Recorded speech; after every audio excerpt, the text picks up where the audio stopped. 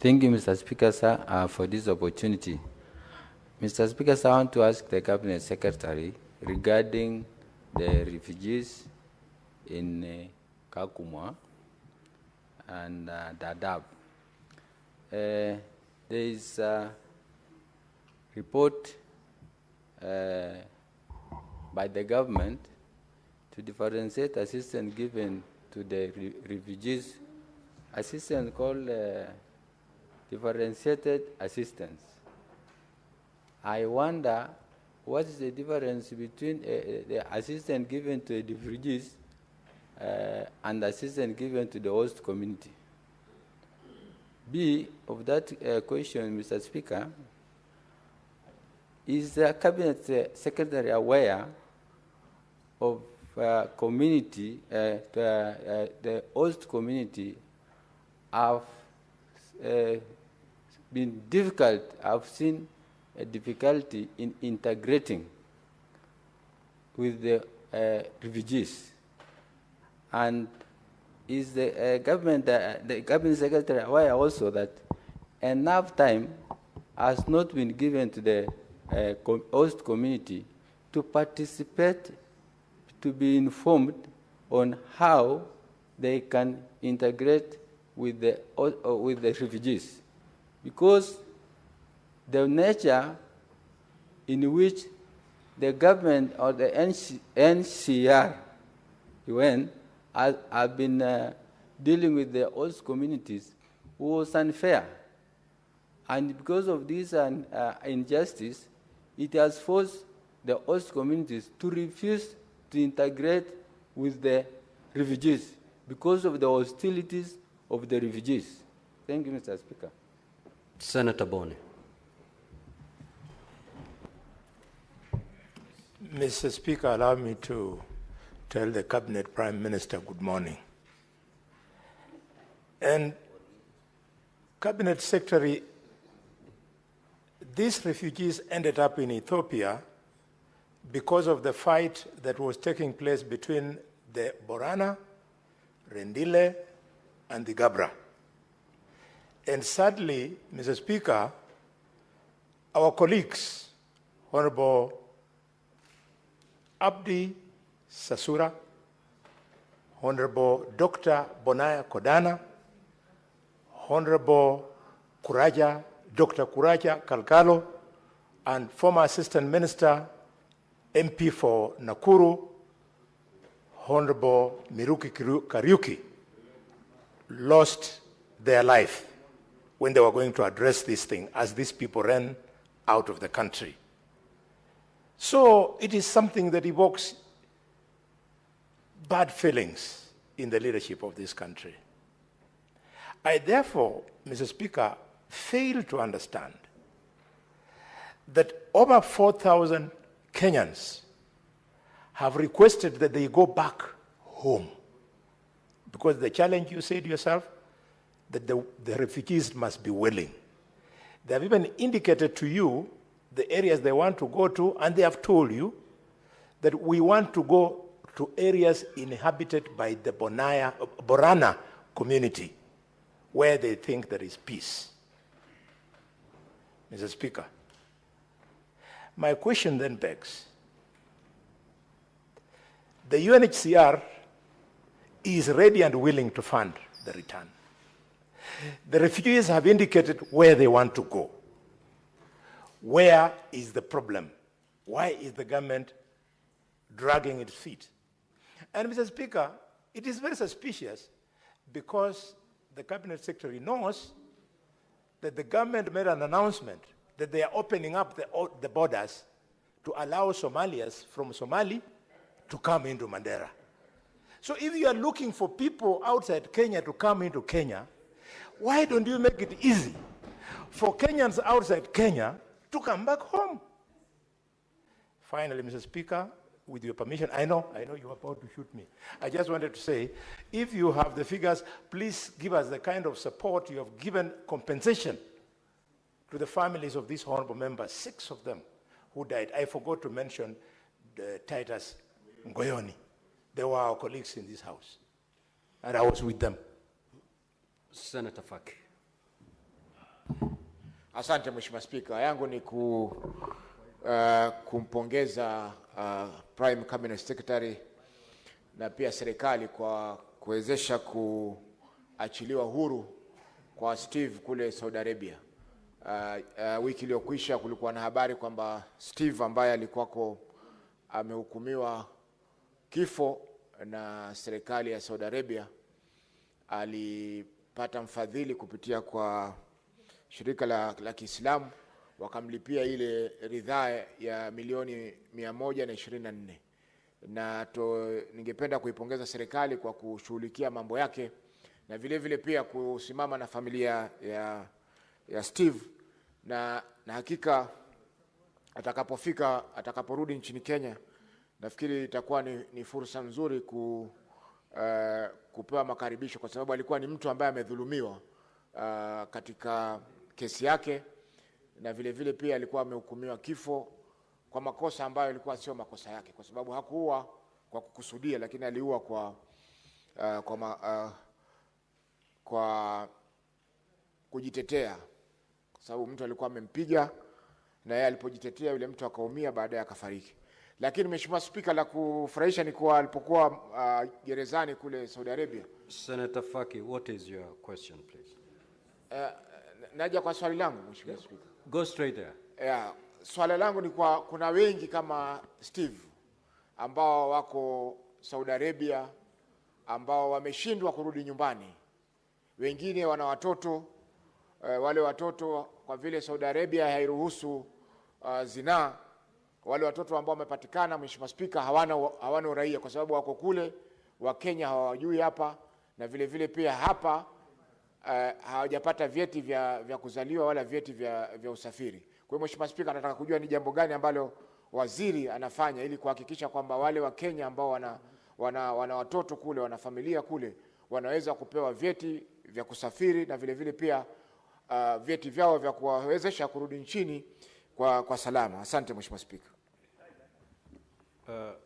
Senator Faki, that does not meet the threshold of a supplementary question. However, we are discussing refugee issues here in a context of the Marsabit, Ethiopia situation. That does not certainly meet the requirements of a supplementary question. However, Prime Cabinet Secretary, if you're in a position, you may proceed to shed light on that matter. If you're not obliged to do so today. Senator Veronica. Thank you, Honorable Speaker. Prime Cabinet Secretary, the bedrock of protection of refugees is based on the principle of international responsibility. We have seen the Shirika policy program that has been undertaken by the government, and specifically your ministry. I want you to confirm to this House whether that Shirika plan is being funded nationally or internationally, and whether there has now been an exchange of humanitarian assistance that should ideally be going to the biggest camps in the world, Kakuma and Dadaab. Whether we have exchanged that with grants for development, as a result of which Kenya will be forced to pay for that Shirika plan, as opposed to the international community taking up humanitarian assistance for refugees, whom Kenya has been kind enough to host for a very long time in the largest camps in Kakuma and Dadaab, and whether those Kenyans who came from Marsabit and who are now in Ethiopia are going to benefit from the Shirika plan to come back to the country. Senator Beatrice Kenya. Thank you, Honorable Speaker. My question to the Cabinet Secretary is, what is the state of basic services that the Kenya refugees in Magatho and Dilo towns in Ethiopia have access to? And now that you are planning for their coming back to Kenya, what are the reintegration plans that we have as per our national standards, particularly on the education and health and other basic amenities? Senator Chirange. Thank you, Mr. Speaker, and good morning to my neighbor. Mr. Speaker, mine is straightforward. Under Shirika Plan, how many Kenyans have refugee status across Ethiopia and across other nationalities? And Mr. Speaker, under Shirika Plan, how much resources does the Cabinet Secretary in charge of Foreign Affairs needs to bring back Kenyans who are willing and others? It should give us the estimate so that we don't just use a sweeping statement that we need only to lobby for more resources. I thank you, Mr. Speaker. Senator Mgatana. Mr. Speaker, thank you for the floor. Mr. Speaker, on 12th of July 2005, the Turbi massacre took place, and this is the basis upon which these refugees ran away to Ethiopia. Mr. Speaker, it was a very sad moment for this country. 56 people are reported to have died. This country has a responsibility for the safety and the life of every Kenyan. What I want to hear from the minister is, have you compensated the 56 people who were killed because of the clash between the Gabra and the Borana? And what programs have you put since then to at least put back the people to where they were? Mr. Speaker, there has been a very serious, how do I call it, ignoring and disregard of the northern lands in this country. And even the lives of the people who live there, they don't count. Mr. Speaker, if that had happened here in Nairobi, or it had happened here in these counties around, there would have been a different reaction. But Mr. Speaker, now we are talking almost 20 years later, no program, no compensation. Can the minister tell us exactly what programs the government is putting in to help our Kenyans, and how much money has been set aside to compensate these families? I submit, Mr. Speaker. Prime Cabinet Secretary, you may now proceed to respond to those questions. Thank you, Mr. Speaker. First, I'll just talk to the issue of Shirika Plan. And I want to state that there's still a lot of conversation that is taking place between the government, the UNHCR, and the host communities where the refugees are placed. And specifically, if I talk to Kakuma and Dadaab, Mr. Speaker, Kenyans perhaps may need to be reminded in certain circles, not here, but out there, that we have had refugees who have stayed in these camps for as many as 35 to 36 years. Some have been born there. Some have no idea of where their parents migrated from and whether they know where they would be going if they went back. In both camps, this is a challenge that we still face. The second aspect is that the honorable members, I think it should be on record, that even as we speak, the situation in South Sudan is getting worse. And we are beginning to see again another inflow at the rate of about 20 refugees per day. So we are beginning to see certain circumstances that are giving us challenges. We also still remain with challenges of the Al-Shabaab and the conflict around the Somali side. And we also have sporadic conflicts along the Marsabit-Ethiopia border from time to time. So there is a serious security issue that has to be looked at regionally, but also internally by Kenya's security forces. The issue of the Shirika plan, when we say we are talking and it was launched formally, we are engaging so that as the process of looking at the policy moves on, we can also maximize what is going to be the benefit to the people of Kenya. Because we do not want, as somebody said in the differentiated, somebody mentioned the differentiated assistance. It is true that there was a means testing within some of these camps, and they would look at the status in terms of well-being or economic being of some of these refugees, and therefore that would determine the level of rations that certain families would get as opposed to others.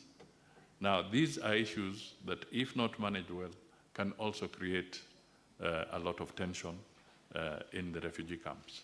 And this may be part of the reason that there could have been some challenges recently in Kakuma, amongst others.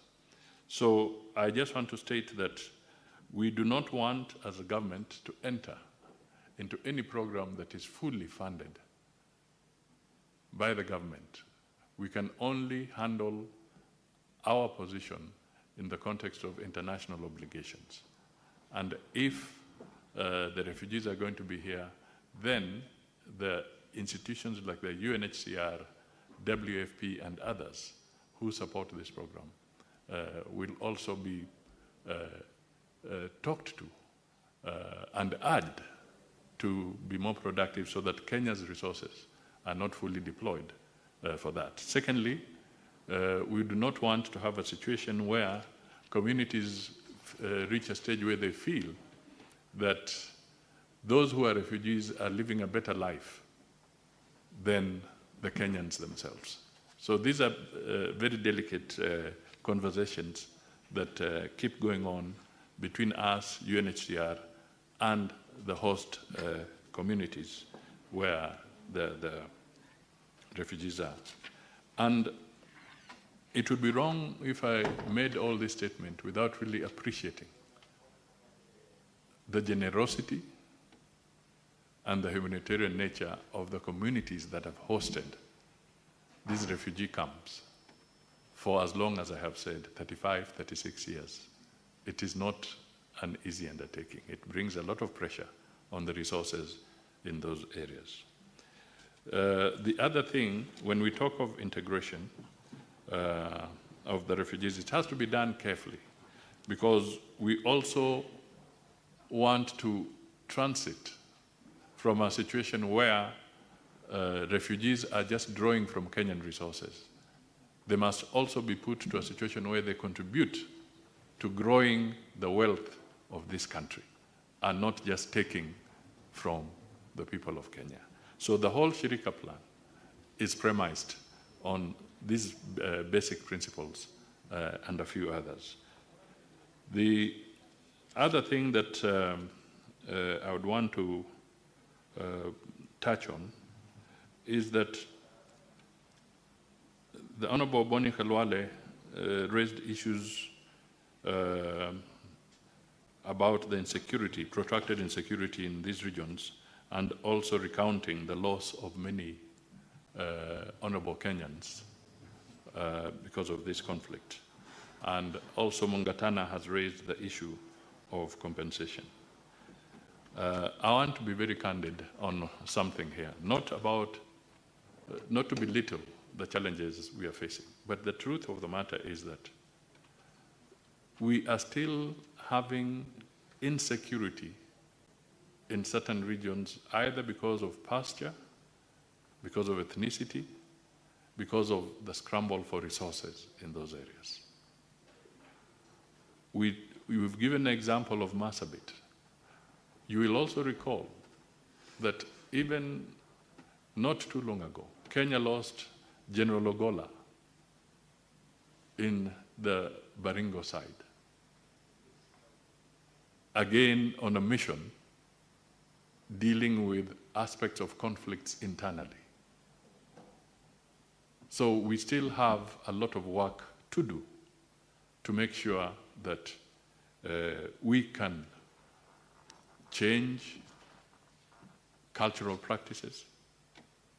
We can provide meaningful alternatives for people to earn a proper living that does not cause the loss of lives. And I would want to point out that, for instance, in Marsabit, and going into Marsabit, the government is doing quite a bit to try and open up the areas. The road network that we all know, that is really moving, and it's going to eventually go beyond and link up to Garissa. And the road network, the investment that is going in that place, jointly by the government of Kenya and the World Bank, is massive. And all this is to help in facilitating so that there are more economic opportunities. So it is not that the government of Kenya is going to neglect or wishes to neglect anybody. It's a question of just us having more resources and deploying them progressively into these areas. I wish to state that Honorable Mthama, I agree with the Speaker that that is a completely different angle, because internally displaced Kenyans for other reasons are tackled separately, not in the context of the refugee program. So that would have to be taken up as a completely separate question. When we talk of resources, I hope I've also addressed partly the issues raised by Beatrice, Senator Beatrice, in terms of the state. No, she was talking of the state of basic resources in Ethiopia, not here. In Ethiopia,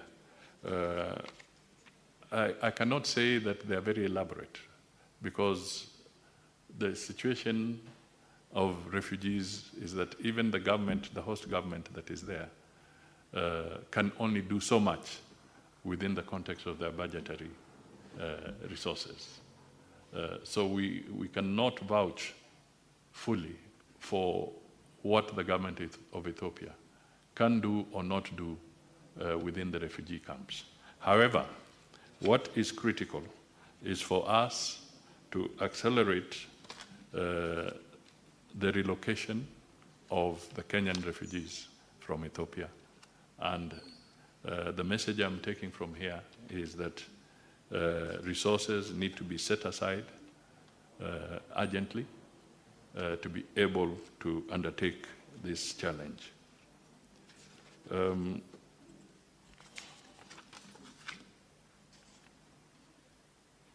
There are issues that will require further scrutiny about compensation of victims. I don't want to make generalized statements. We'll take that and we can respond to some specifics with better detail and more accurate information. Mr. Speaker, some of the questions were interconnected.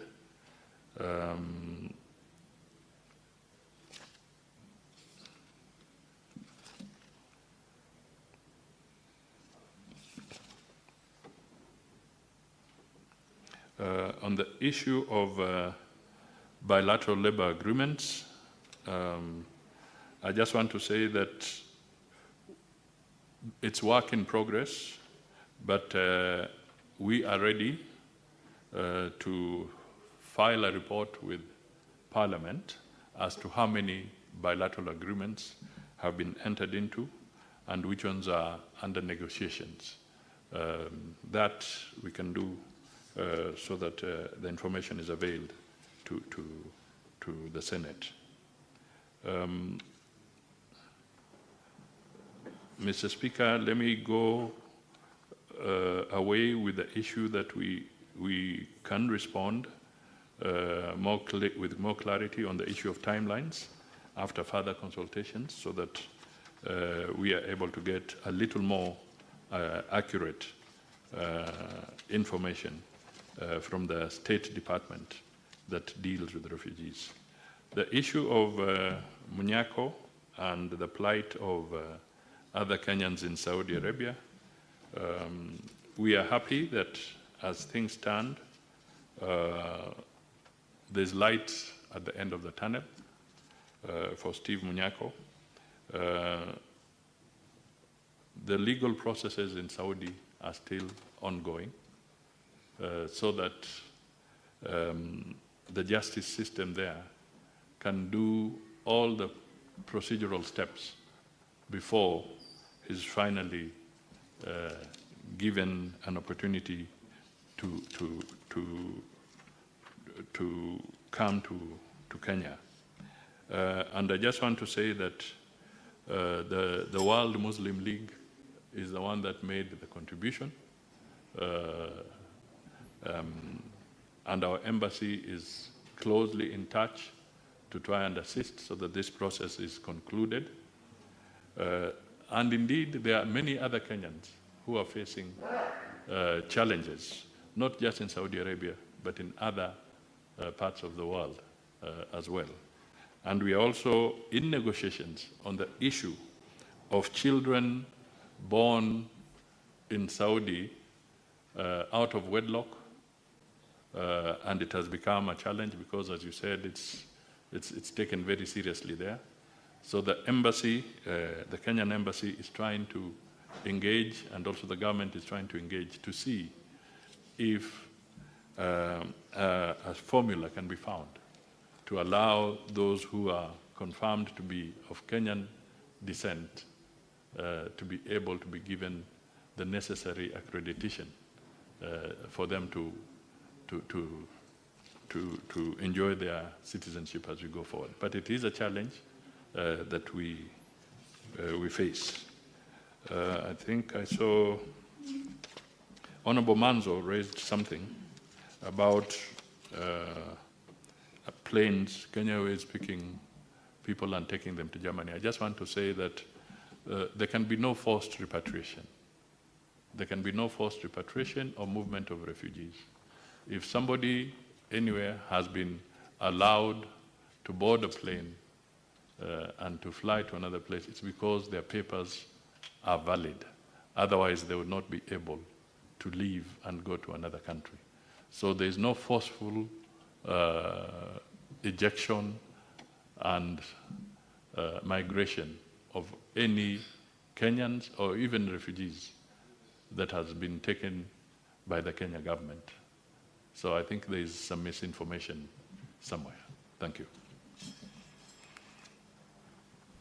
Thank you, Honorable Prime Cabinet Secretary. I think that terminates our interaction with the Prime Cabinet Secretary. We will now move to question number 007 and 042. Prime Cabinet Secretary, you may now leave at your pleasure.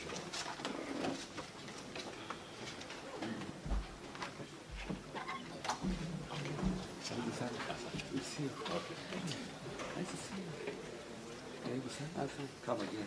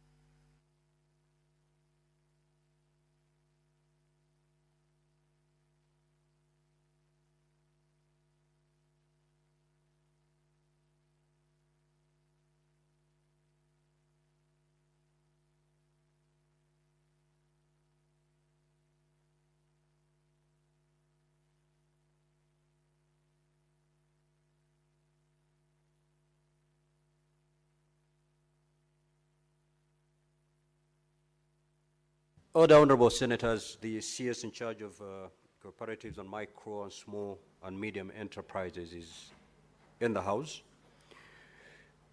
For purposes of responding to question number 007 by the Senator for Migori County, Senator Eddie Okech, and thereafter to respond to question number 042 by Senator Veronica Maina. Let me take this opportunity to welcome the CS to the Senate. Honorable CS, you only have 2 questions directed to you this morning. I will call upon the Senator, nominated Senator Beatrice Akinyi on behalf of Senator Eddie Okech to proceed and ask question number 007. You may proceed, Honorable Senator. Thank you, Honorable Speaker, and thank you once more for granting me the opportunity to read out the question by the Migori Senator as instructed by himself. I want to welcome the CS, the Cabinet Secretary, one Honorable Wycliffe Ambessa Oparanya, who was also my deputy party leader and a committed man at that. Honorable Speaker, this is a question number 007 by the Senator for Migori County, Senator Eddie Okech, to ask the Cabinet Secretary for Cooperatives and Micro, Small and Medium Enterprises Development. Question A is, could the Cabinet Secretary explain the failure by the former Kenya Cooperative Creameries, KCC, and now by the new Kenya Cooperative Creameries, new KCC, to pay terminal dues to former employees of KCC whose contracts were terminated in the year 1999. B, when can the affected former employees expect to receive their terminal dues? And lastly, Mr. Speaker, sir, could the Cabinet Secretary also indicate whether the former employees have received payment for the cooperative society shares they held as at the time of their exit from KCC, and if not, provide reasons for the same? I thank you, Honorable Speaker. Honorable CS, you may now proceed to respond. Thank you, Mr. Speaker. I beg to answer the question.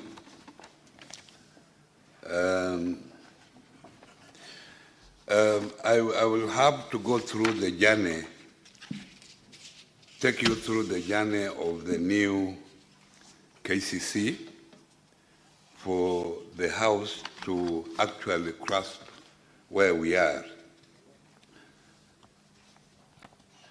Our response as a ministry, the origin of the Kenya Cooperatives Creameries Limited, KCC Limited, dates back to 22nd August 1925, when it was incorporated as a limited liability company.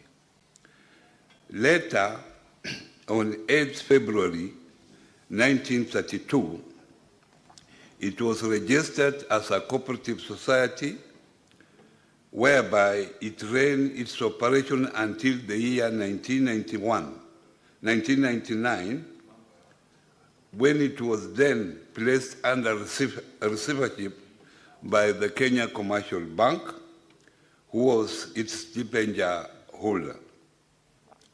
In the year 2000, private individuals incorporated KCC 2000 Limited and acquired KCC business through bids invited by the receiver manager then, PricewaterhouseCoopers. KCC was liquidated. Therefore, it ceased to exist as a cooperative society nor a party corporate, since it was sold off to KCC 2000 Limited, which was a private company. On 6 June 2003, following a cabinet approval, the government of the Republic of Kenya bought back all the assets that had been sold to the KCC 2000 Limited. On 19th November 2004, new KCC was incorporated as a limited liability company with 100% government shareholding, thus converting its status to a state corporation under certificate number C11 353-8. In the year 1988, during the subsistence of KCC Limited, the claimants above filed an industrial case, number 24 of 1988, wherein they had sued KCC Limited, following termination of their employment after a strike had been called by the union. The matter was heard, and the court made a ruling that KCC Limited was liable to pay them. However, KCC Limited had collapsed, went into liquidation, and subsequently wound up and ceased to exist by the Kenya Gazette notice of 4th March 2003. At the time the claimants were filing the suit in the year 1988, new KCC Limited was not in existence and therefore was not a party to the suit. Similarly, new KCC Limited, having not been in existence when the claimants were in employment, it was clearly not their employer. The said claimants were employees of KCC Limited and not new KCC Limited, thus cannot be compensated by an organization they did not work for. New KCC Limited and KCC Limited cannot be said to be one and the same in law. However, a vesting order that was subsequently issued on 15th November 2005 was vested free from all encumbrances. That in accordance with the Transfer of Business Act, Section 3, a public notice was done and was printed in the Daily Nation on 28 June 2005 in regard to the government's purchasing the business and assets of KCC 2000 Limited. The employees did not object the notice to claim their dues as is required by the law, and thus Section 8 of the same Act came into effect that a claimant cannot institute a claim in respect of any liability upon expiry of 6 months. In the year 2013, the claimants filed a suit, Nairobi number 1299, 2013, John Kihato, Barrow, and 108 others, versus New KCC Limited and the Attorney General, seeking to be paid a sum of 204,417,555.50 Kenya shillings at the High Court. The matter was heard and concluded, and the High Court made a ruling that New KCC Limited was liable to pay KCC Limited former employees' dues. Subsequently, New KCC Limited filed an appeal against the High Court decision at the Court of Appeal under Civil Appeal number 191 of 2018. A 3-judge bench on 10th July 2020, held that new KCC was not liable for the liability of KCC Limited, which included the terminal benefits and unpaid SACCO shares of the said claimants.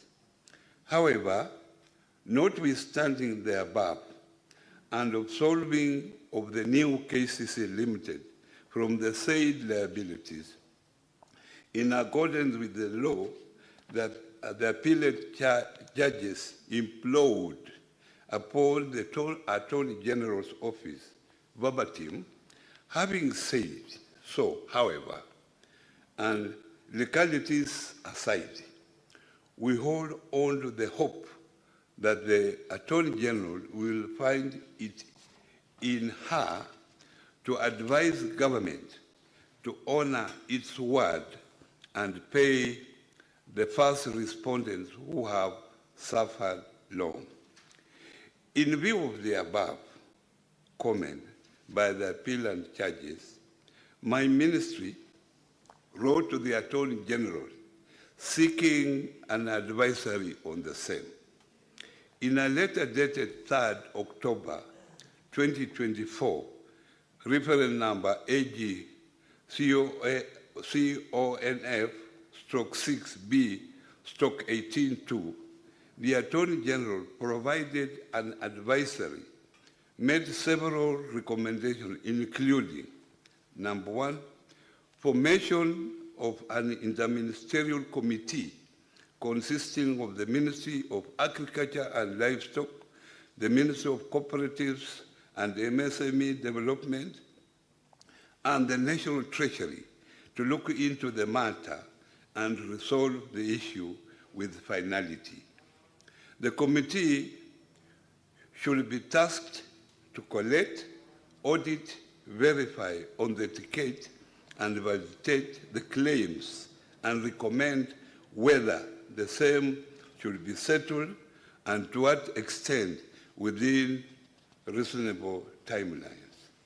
That upon conclusion of its work, the petitioners should be engaged in out-of-court settlement with a view of finding an amicable solution to the impasse and notification of the outcome to be done to the Senate. My ministry has already written to the Treasury, the Ministry of Agriculture and Livestock Development, to nominate suitable officers to implement the Attorney General's advisory. When the committee is constituted and completes its work, the recommendation thereof will be communicated to the Senate. For question number B, when can the affected former employees be expected to receive their terminal dues? My response, Mr. Speaker, sir, the former employees may be paid once the interministerial committee completes its work and recommends payment and National Assembly appropriates the required funds in the national budget. On the last question, could the Cabinet Secretary also indicate whether the former employees have received payment for their cooperative society shares they held as at the time of the exit from KCC, and if not, provide reasons for the same? My response, Mr. Speaker, sir, is that I'm not aware of any complaints on payment of cooperative shares held by the time KCC Limited was liquidated.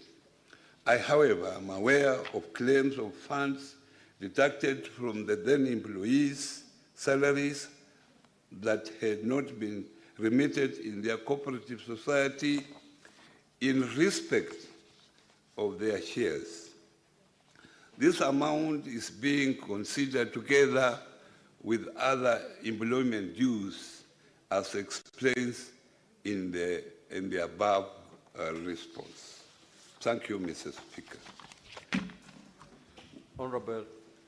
Honorable Betty Akinyi, you may now ask your 2 supplementary questions. Thank you, Mr. Speaker, sir. Once more, my 2 supplementary questions are, Honorable CS, do you have an inventory of these former employees, and if so, how many?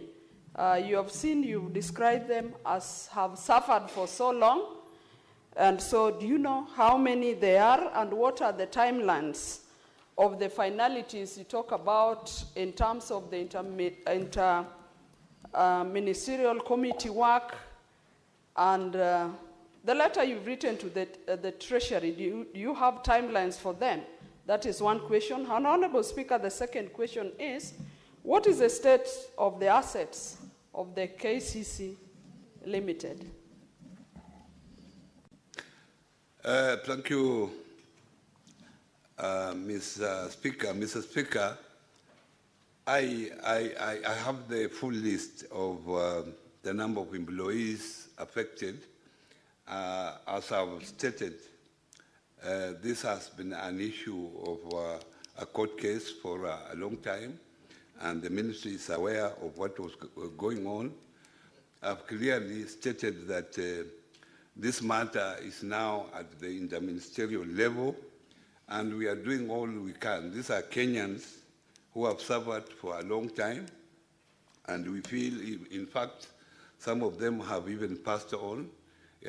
These issues are being followed by their siblings, and we are committed to making sure that they get their dues as soon as we finalize our interministerial consultation, and as soon as proper appropriation is done by the National Assembly so that these people can be paid. In terms of assets of the KCC, as I've clearly mentioned, KCC was bought by the new KCC, and they took over all the assets, and the government then paid about 500 million Kenya shillings for that consideration of the assets, and now these assets are under the ownership of the new KCC.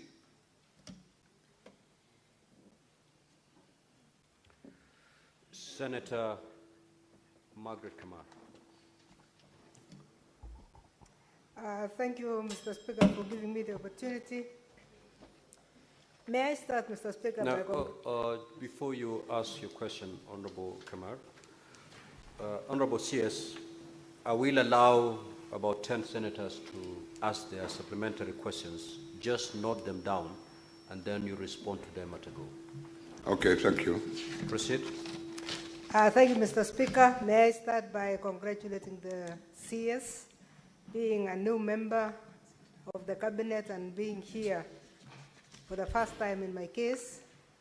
I know he worked very well with you, Mr. Speaker, when you were both ministers, and he did a very good job, and I don't doubt that he's going to do the same thing in this ministry. Mr. Speaker, KCC, original KCC, and I want to thank the minister for giving us the chronological, the historical events that have taken place in KCC. I am a beneficiary because my father was a dairy farmer and I benefited a lot through our education system. The minister has addressed, as per the question, the issue of the staff. How about the issue of the farmers and the shares of the farmers? When we talk of the assets which were bought in the year 2000 by new KCC, what was paid to the farmers? Because my late father died with the hope that one day his shares in KCC shall be paid to us, his children, but we have not had anything of that sort. Did the government consider the shares that were owned by the farmers, because the assets really belong to the farmers? They didn't belong to nobody. They belong to farmers. Among them, a very huge population in both Elgeyo Marakwet, where I was born, and Uasin-Gishu, where I reside. What consideration was given to the farmers? Senator Mbugua. Thank you, Mr. Speaker, and thank you, Cabinet Secretary, for your response. My question is, the recommendation to form this committee was done 6 months ago, and from your response, you are only talking about 2 letters being taken. What assurance can you give this House on your commitment to ensure that this matter is resolved within the shortest time possible? Thank you. Senator Manzo. Thank you, Mr. Speaker. Mr. Speaker, when I was a Secretary of Ministry of Cooperatives, the issue was that farmers used to deposit their milk there daily, and therefore they build their shares on a daily basis, and the assets belong to them. The ownership of cooperatives is usually on equal basis, so that you may find one farmer doesn't have a bigger share than the other. What effort has been made to make sure that these liters of milk, that there is a record for them, and it forms part of the ownership of the farmers, which is informed now by the value of the current value of the assets. And could that be accounted so that when you deal with the employees, we also deal with the original members of the cooperative society? Thank you, Mr. Speaker. Senator Esi Okenyuri. Thank you, Mr. Speaker.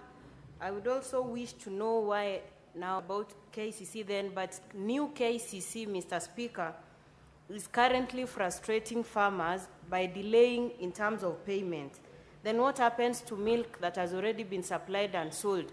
At the same time, remember, we have powdered milk sneaking from neighboring countries and flooding our market, so it's actually compressing whatever we have here, and so many of those processors have dead stock. So what is the ministry doing to mitigate that, and at the same time for compensate farmers who've supplied milk and new KCC are sold but not paying them? Thank you. Senator Morango. Asante sana, Mr. Speaker. Swali langu linahusu muda, kwa sababu unajua waziri, Swahili husema mnyonge mnyongeni na haki yake umpe. Nimeona umesema kwamba kuna mazungumzo inaendelea ili wale ambao hawakulipa pesa zao waweze kupata pesa zao. Lakini ukipiga hesabu ni takriban miaka 27 imeisha. Wengi washakufa, bado wanangojea pesa zao. Waziri, ningekuuliza kama ungekuwa wewe, ungekuwa na uwezo wa kungojea miaka karibu 30 pesa zinje, na hali uko na mambo ambao unafaa kutumia ile pesa kufanya. Kwa hivyo inawezekanaje utupe muda ambao unaona kama unakandilia inaweza kumaliziwa ili hao watu waweze kufaidika na pia waweze kupata nafuu, kwa sababu hiyo pesa yao imekaa kwa muda mrefu sana. Na ya mwisho waziri, ni kwamba unajua nchi inashikiliwa sana na wakulima. Vyama vingi vya ushirika ambavyo vimeanguka na vingi vinaenda na pesa wakulima, vimeenda kwa sababu ya uongozi mbaya katika vyama vya ushirika. Unafanyaje kuhakikisha kwamba jambo kama hili lilifanyika katika KCC haitarudiwa tena? Asante sana, Mr. Speaker. Senator Mandago. Thank you, Honorable Speaker. My supplementary question, Honorable Speaker, is in relation to what the Cabinet Secretary has said in terms of the assets. Honorable Speaker, I asked a statement in September 2024 on the issue of assets of new KCC, and the Cabinet Secretary had committed to provide a list of assets with its valuation. We have not received to date. We also know that the 500 million that was paid was actually not commensurate to the value of the assets of KCC then.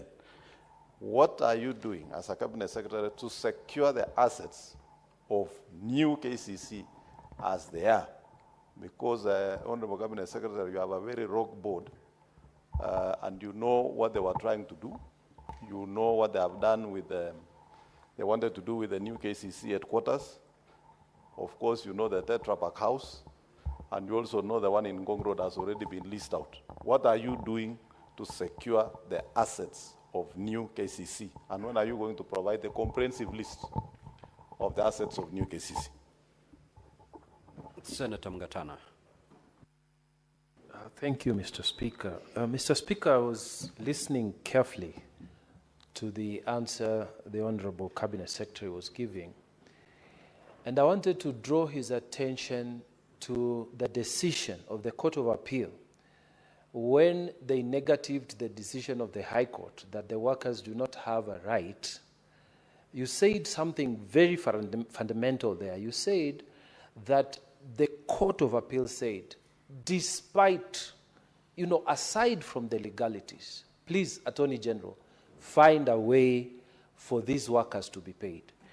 What I'm finding curious, Mr. Speaker, and this is where the question is, why, as a minister, and by the way, I'm glad that you took it up and wrote a letter to the Attorney General, but what the Court of Appeal is simply saying is that there is no legal basis for the payment of these workers, but there is a moral basis. That is, as ex gratia payment is due and owing. So the question is, why couldn't you call the litigants or their committee, just agree? You just tell them this is what the court has said. This is the end of it. Why can't we agree on 500,000 each person or 200,000? You negotiate and then seek the budget through a cabinet paper. Why then start forming interministerial committees? I don't know what. Why follow this long-sighted, winded process? Don't you think that's a way of trying to escape responsibility? Why can't you just shorten this process, write a cabinet paper, get funding for it, and pay these people? And why can't you do just a shortcut for this matter to be resolved? Because all the question the Senate is asking you is, can you shorten the timelines to finish this matter? Why can't you, Mr. Minister? I submit, Mr. Speaker. Senator Veronica. Thank you, Honorable Speaker, for this opportunity, and welcome to Senate CS Cooperatives and Micro, Small and Medium Enterprises Development. You have a big assignment in your hands, Honorable CS.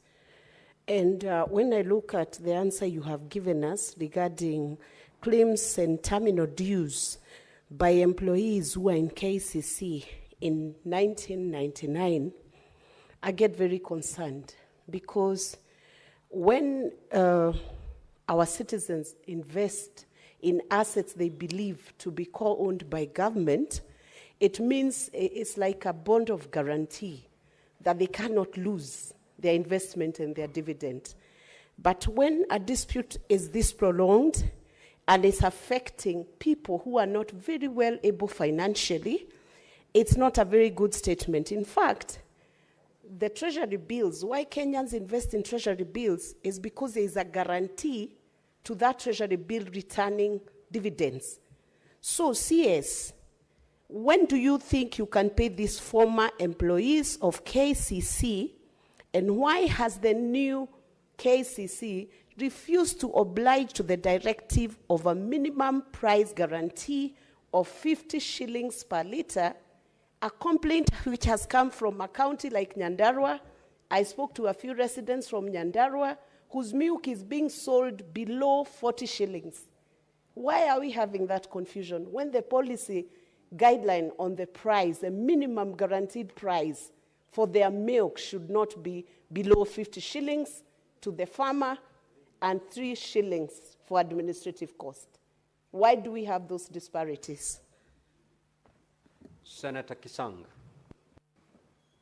Thank you, Honorable Speaker. Honorable Speaker, my supplementary question, I listened to the answers by the CS, Honorable Speaker, and the answers are very diplomatic, because the CS said we may pay after the subcommittee, the cabinet subcommittee finishes its job and Parliament allocates the resources. What I expected the CS to say, Honorable Speaker, is as the CS in charge of cooperatives, he will allocate resource, he'll budget for 2025, 26, and put in the budget National Assembly appropriates what a proposal that you've already given. They don't initiate the proposal. So that's why the answers are basically diplomatic. And what Senator Mugadana said, basically this is a long way of delaying because most of the employees, Honorable Speaker, have already passed on. The children, the spouses, are the ones they've been waiting for the last 30 years, Honorable Speaker. Unless basically, as a country, we say, may these people then, instead of using the law to frustrate our people, can we then auction the property for new KCC? Because, you know, they are forming new companies to evade responsibility, Honorable Speaker. Thank you, Honorable Speaker. Senator Roba. Thank you, Mr. Speaker. Mr. Speaker, this matter for KCC was actually executed at the Labour Committee where I sit, Mr. Speaker. And I wanted to ask a supplementary question to Waziri because I have seen that in his response, he has put a chronological order of what transpired. And from his response, from your response, Waziri, you can see that there are 3 issues that are being highlighted. Number 1, no one really knows how a company was sold on the basis of assets and profits, but liabilities were put aside. Because we have engaged with the workers in the Labour Committee, and they were repeatedly informed that they were not part of the agreement and nothing to do with them was going to be absorbed in the new KCC. Much later, when they went to court, which you have also listed here, you can see that there is a suit where the employees were actually told that they are owed their dues. So my supplementary question is, first of all, are you aware that there has been conflicting communication to these employees? First, that they are not part of any kind of sales agreement. The second one, they were told that some of them will be absorbed, and some of them had even alluded and presented some things in the Labour Committee that they had been extended some offer letters on work. So are you aware of that? And then suddenly they were dropped. The other question is it possible for Kenyans to see the documentation of the sale from KCC Limited to new KCC? Because then some of these questions would be answered, including the list of inventory of the assets, including what was going to happen to the employees of KCC. And finally, we, as the Labour Committee, we were very against the interministerial working group or committee, because there's nothing that they are going to discuss that has not been discussed and proposed by the Labour Committee. So are you aware that, in fact, the mandate of the interministerial committee has not been outlined and is not to the public? So why do we have an interministerial committee just to buy time and continue to frustrate these Kenyans? Thank you, Speaker. Honorable CS, you may now proceed to respond to those questions. Thank you, Mr. Speaker, and I thank the members for raising these very pertinent issues.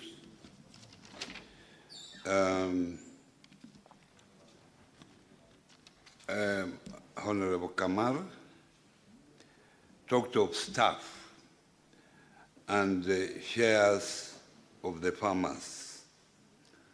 And I can say here, Honorable Speaker, that most of the staff of KCC that were suitable for employment were taken over by new KCC. And obviously, Honorable Speaker, this has taken time, and most of them have actually retired.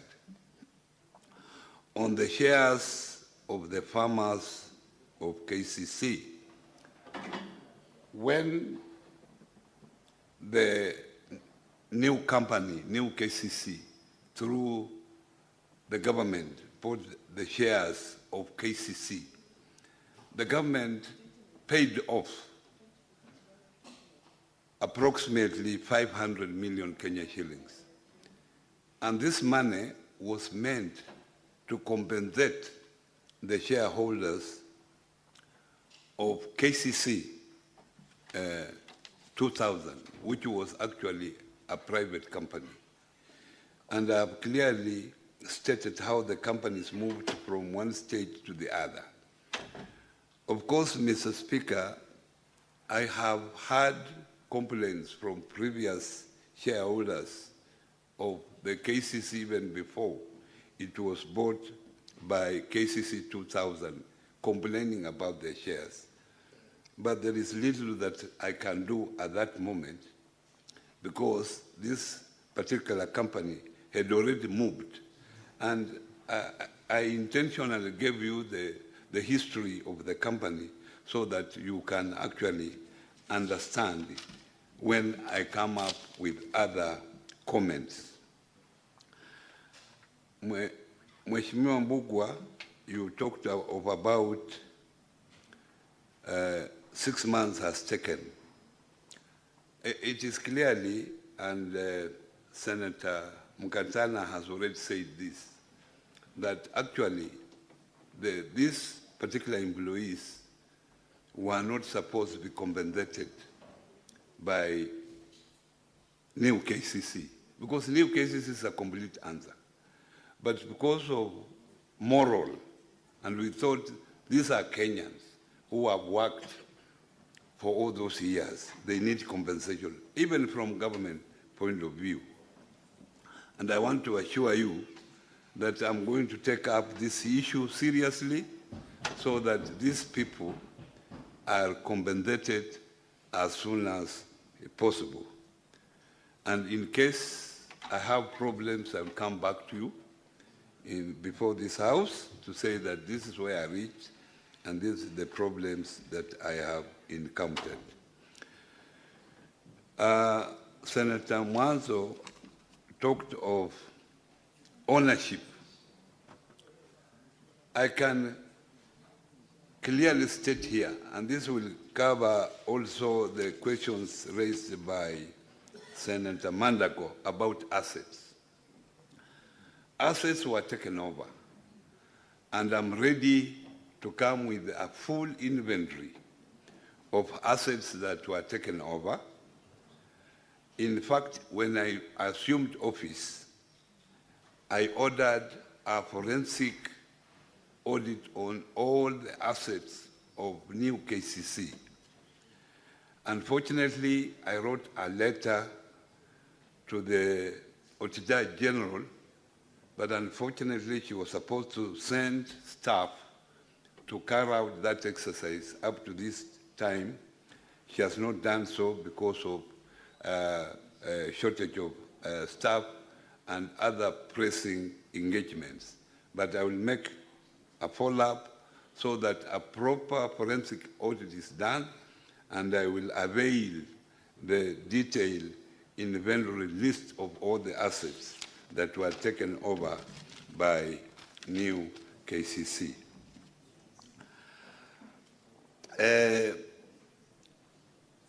The issue of governance in the cooperative movement is very rampant. And Mr. Speaker, I can say before you that that's why we came up with the Cooperative Bill 2024. The Cooperative Bill 2024 has gone through the National Assembly, and it is before this House. I want to plead with you, Mr. Speaker, that please let the House, the Senate, consider this legislation, the Cooperatives Bill 2024, and if it is passed, it will deal with many of these governance issues, because governance issues of the cooperative movement have been adequately addressed in that particular bill. The issue of assets and valuation, I've promised that this will be available, a comprehensive list, and that I will also remind the Auditor General to do a forensic audit so that both documents of the list I have, already which I have, and the forensic audit, I will present it to the Senate. the issue of Mkatana, I'm with you, Senator Mkatana, about the moral responsibility of the government to make sure that these people are paid, and I'm going to take the responsibility of making sure that these people are paid as short as possible within the time frame. But the issue of interministerial was not the creation of the ministry. This was a recommendation from the AG, Attorney General. He recommended that we discuss. As you might be aware, at that time, cooperatives as a State Department was within the Ministry of Agriculture and Livestock, so there might be some documents which are there, and that's why they were being brought in the fold, and also the Treasury to make sure that this allocation is expedited for this staff to be paid. On the issue of the minimum price for the milk, I want to state here categorically that it is 50 shillings. And I want to assure you that as I stand here, no farmer is owed any money for the milk that has been delivered, except for the month of March. And in the normal circumstances, farmers are paid between the 5th and the 10th of the following month. So for the month of March, they are going to be paid between 5th and 10th April. And I will want to know or get a list of those farmers who have complained from Senator Veronica who have not been paid at the moment. I'm ready to stand with what I'm saying, that no farmer is owed money. However, most of these farmers work through the cooperatives. The maximum we pay at the moment is 50. This money goes to the cooperatives. Cooperatives will then deduct their own expenses as agreed by the farmers. So the farmers will end up with a net. So depending on the commitments of those cooperatives, some farmers will end up with 43, some farmers will end up with 48, because some of those cooperatives have actually committed some liabilities on behalf of the farmers which have to be deducted. But I can assure you that from KCC, no farmer is paid through the cooperative less than 50 shillings per litre.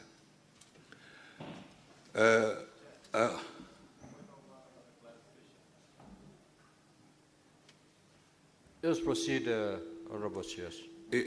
Senator Mandago, you may approach the chair.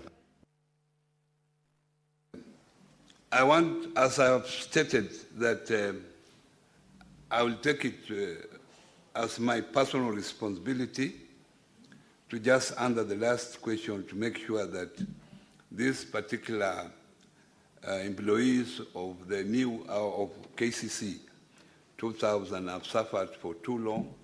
We will make what is possible to make sure that they are paid as soon as possible.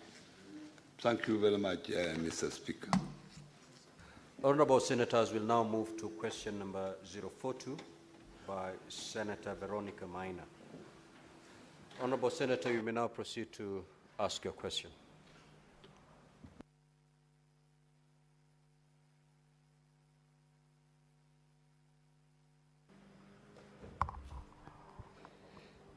Honorable CS, I have this question to pose to you. What immediate plans does the ministry have to revive Kemori Coffee Factory in Kairi Village, Kahumbu Ward in Kegumo constituency, which is critical for the economy of the residents of that area? And question B, could the Cabinet Secretary state the specific very specific timelines for the revival of this coffee factory and indicate the resources allocated by the ministry for that purpose, and C, what measures does the ministry have for long-term sustainability and economic viability of this factory? Thank you. Honorable CS, you may now proceed to respond.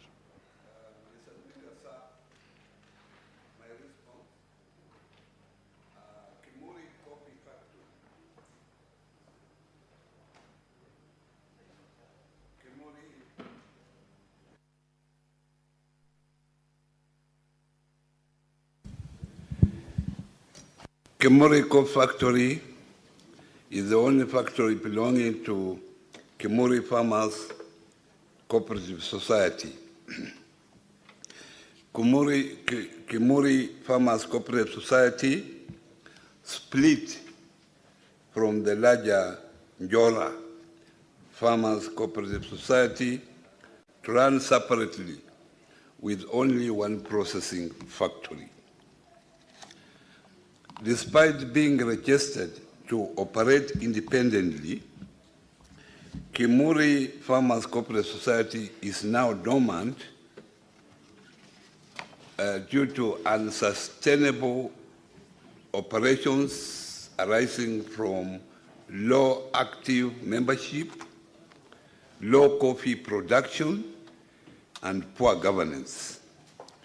Kimuri Factory requires the following facilities to revive operations. 1, drying tables, reconnection, and other coffee pulping machinery, and facilities are available.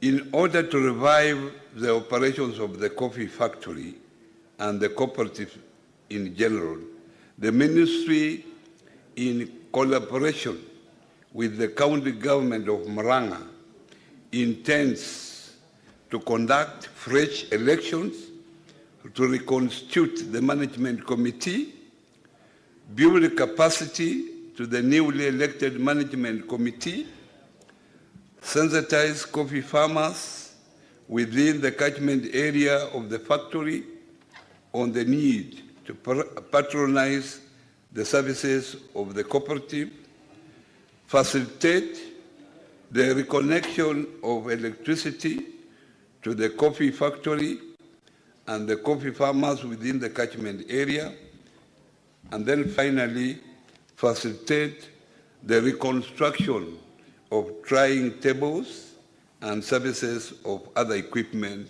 and facilities. On question number B, the intervention listed in response A above will be implemented during the financial year 2025-2026, whereby we have factored in the budget provision of 18.5 million for coffee revitalization. Part of these funds will be used to support the revitalization of the operations of the Coffee Cooperative Society. On question number C, the ministry is working with other government ministries, departments, and agencies and is in the process of implementing the coffee revitalization strategy that covers several areas that include policy, both coffee and cooperative policies, legal, both the Coffee Act and the Cooperative Act and accompanying regulations, streamlining coffee marketing and payment systems, increasing area under coffee, amongst others. These measures are expected to improve the sustainability of the factory together with the coffee sectors in general. I submit, Mr. Speaker, sir.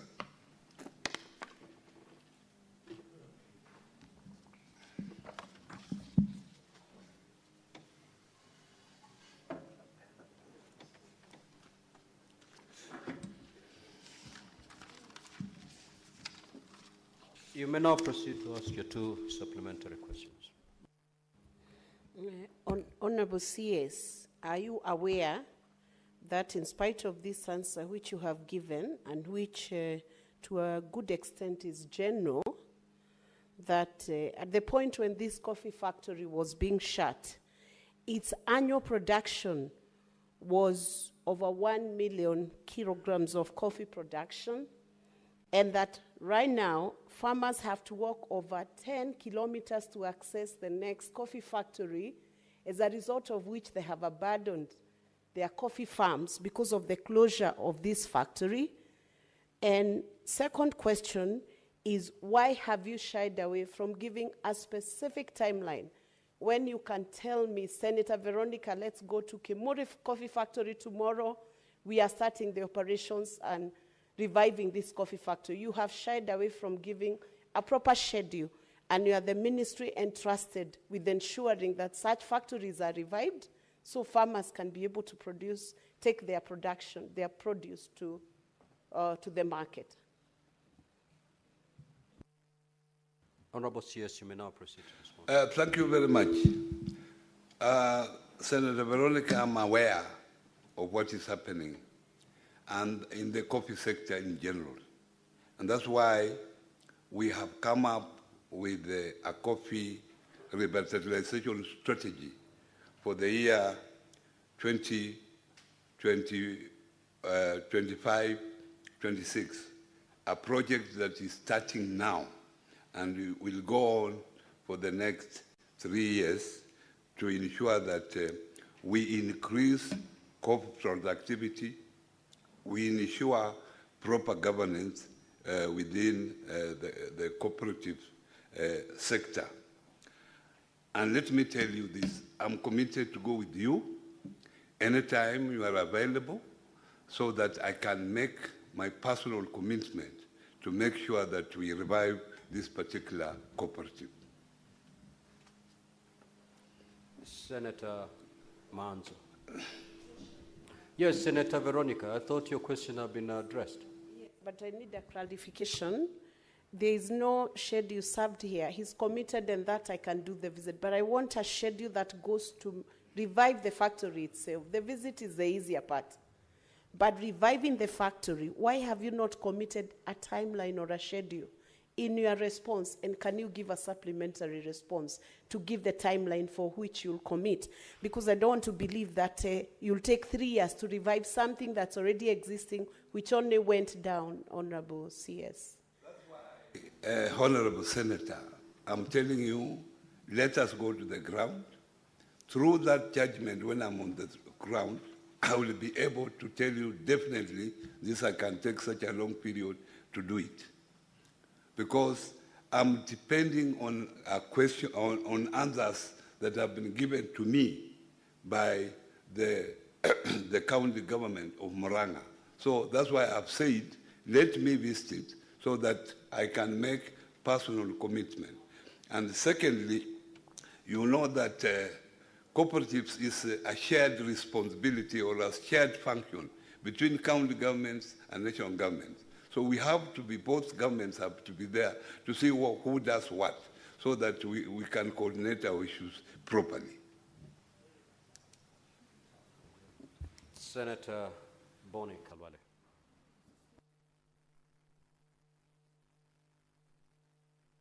Senator Boni, then Senator Manzo. Thank you, Mr. Speaker. Mr. Speaker, you are out of order. Mr. Speaker, allow me to congratulate the new minister for his presence in this ministry. The country remembers that His Excellency, the President, because of the weighting he put on this issue, actually assigned special responsibilities to the former Deputy President to do what you're doing now. And we didn't see his footprints. In a short time, you've blown a strong breath of hope in the coffee sector. And Mr. Speaker, I want to, before I ask, acknowledge your answer in part C, where you have spoken to the coffee revitalization strategy that covers special areas that include policy and so on and so forth. This is very good. But there's something you've left out, and which concerns me. The issue of governance. You and I have been around for a while. You know that the Nordic countries were so interested in this particular cooperative movement that they actually put up a cooperative college in Karen. And that college, I don't know what happened, Madam Speaker, it was converted into a university. So, and this is the college that would give capacity building in the area of governance in our cooperatives. So given that the university has taken over the college, what are you planning to do to ensure that these skills of governance are then given to these people from a centralized place, recognized like the former cooperative college, the Robertson Nordic? And finally, Madam Speaker, with your permission, the blueprint which you have attempted to give in C gives a lot of hope to all farmers across the country, including our own home, you and I, Kakamega. The people of Shitori Cooperative, Shitori Factory in Idaho Central, of a Kolomani, like many other, like Kimuri, are waiting to hear how much money you've put in the budget to ensure that Shitori Factory in a Kolomani, like many others, can actually be revitalized.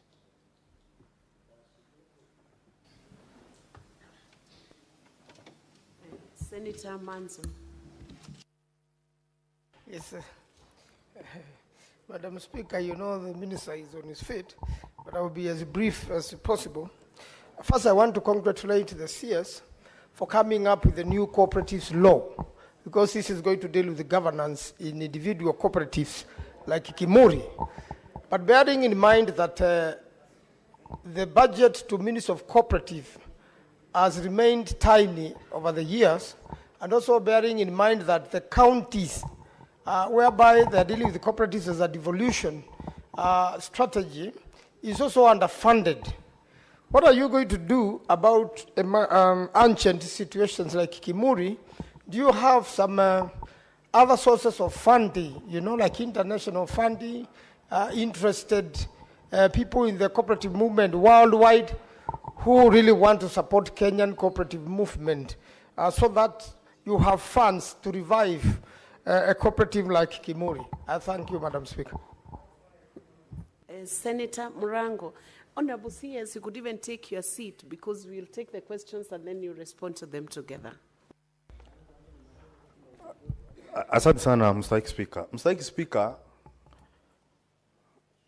kwanza ni kushukuru kwa swali ambayo umeuliza kuhusu vyama vya ushirika ambazo vingi vimefilisika. Jambo la kwanza, sababu kubwa inakuanga ni uongozi mbaya katika vyama vya ushirika na wale wanaoongoza katika vyama vile ambao wanachaguliwa kule mashinani.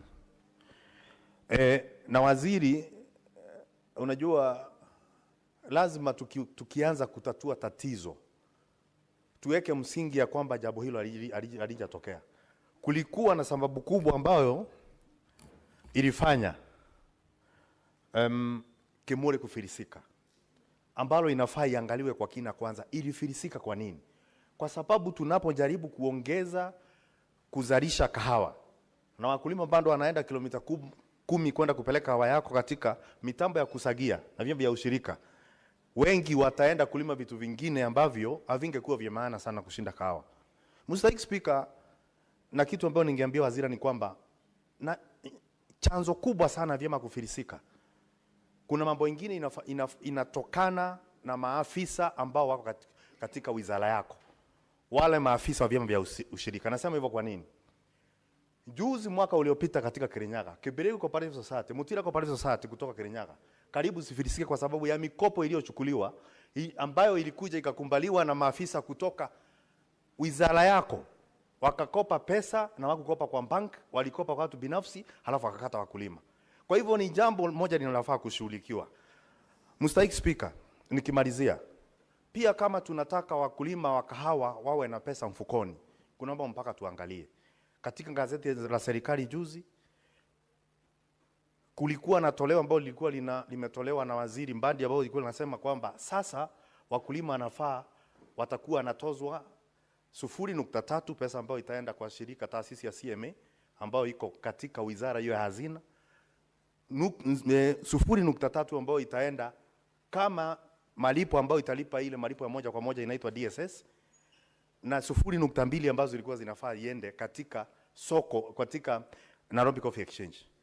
Mr. Speaker, hata tukiamusha Kimuri na tuendelee kutoza wakulima, na ambao nasema ni ubaguzi wa wakulima kwa sababu CMA inatoa pesa yake katika hazina kuu.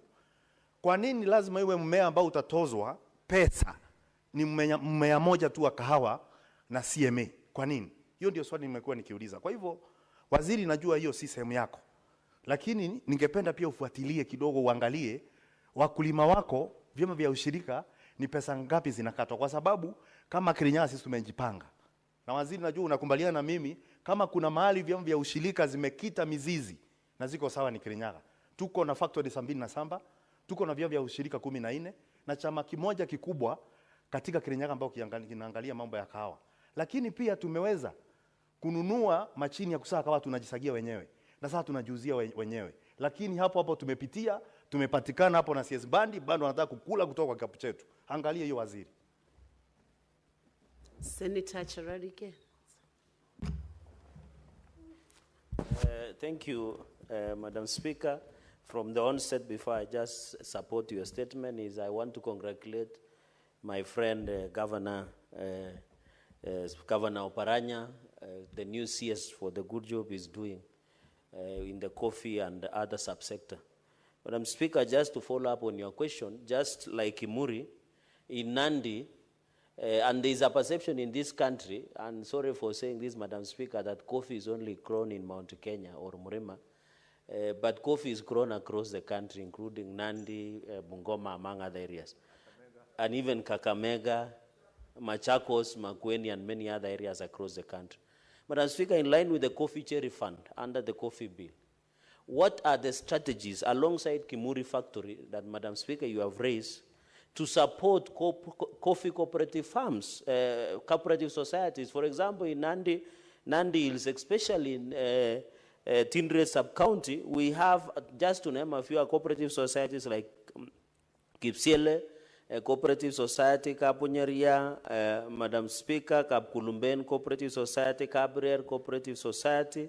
We also have Sarwat and Kapsawas Cooperative Society in Aldai sub-county and across the entire of Nandi. What are the strategies along Kimuri Coffee Factory in Kairi village as the CS put in place to spur and ensure these coffee cooperative societies across the country are no longer going under or are being declared insolvent, and therefore they are able to support the growth and the flourishing of coffee growth and coffee business across, even in Kericho, where like for Tenan, in Kericho, where we have many cooperative societies. For Tenan, I don't know why my teacher is excited today, Professor Tomo Jenda, and he just walked in. Madam Speaker, and therefore, what are the strategies, including, Kericho is my neighboring, like for Tenan area, Kipkelion area, farmers also grow a lot of cooperative coffee, even in Bungoma, in Kakamega. What are the strategies? What is the silver bullet?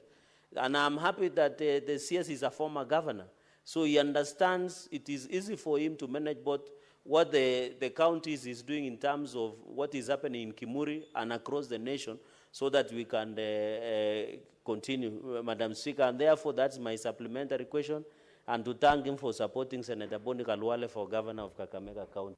Thank you, Madam Speaker. Thank you. Thank you, Senator Charadig. Senator Madago Jackson, are you doing campaign from the floor of the House? It's not allowed.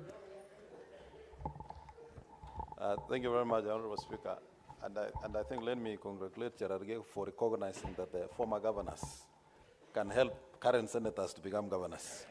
Honorable Speaker, I just want to ask the CS, just alongside that supplementary question of Kimuri Coffee Factory, that part of the challenges that has been cited is farmers having to go very long distance to take their produce to the next factory, Honorable Speaker.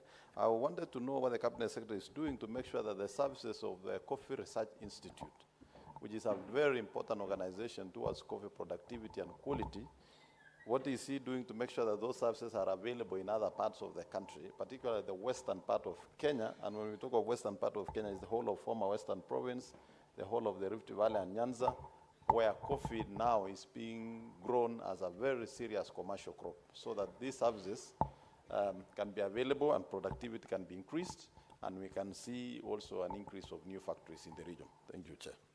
Thank you, Senator Madego. Senator Professor Tom Odhiambo Ojienda, SC. Thank you, Madam Speaker. Madam Speaker, my supplementary question addressed to the CS cooperatives is specific to some of the questions that have been sought on the measures that the Ministry is doing, not only to enhance the functions of cooperatives in the Nyanza region, but particularly the efforts that your ministry is making to also encourage coffee growing in areas such as Nyakach, Muhoroni, which is part of the zone that extends from Fortenan down to the areas where we know that coffee grows, and whether you have put any funds into that effort. CS, thank you. Honorable CS, you can take up those questions now.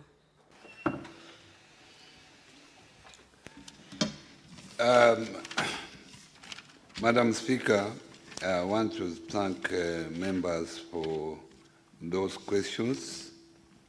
Those questions are very, very important for the sector. And the first question,